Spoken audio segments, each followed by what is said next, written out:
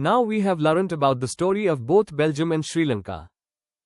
Story of both countries is almost similar, but what happened that one country was happy while the another one had civil war?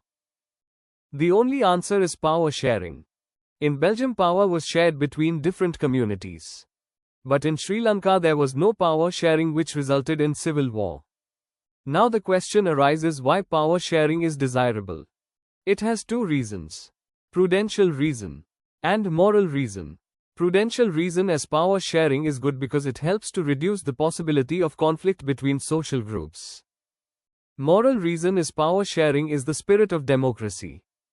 That means more power sharing helps government to work more efficiently. Forms of power sharing. Horizontal type of power sharing.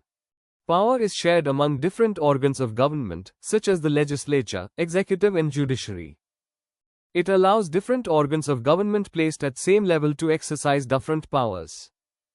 This arrangement is also known as system of checks and balances. Second type of power sharing is vertical distribution of power sharing. Power can be shared among governments at different levels. A general government for the entire country and governments at the provincial or regional level. In this type of government, central government share its power with state government. And state government shares its power with local government. This is also known as federal government.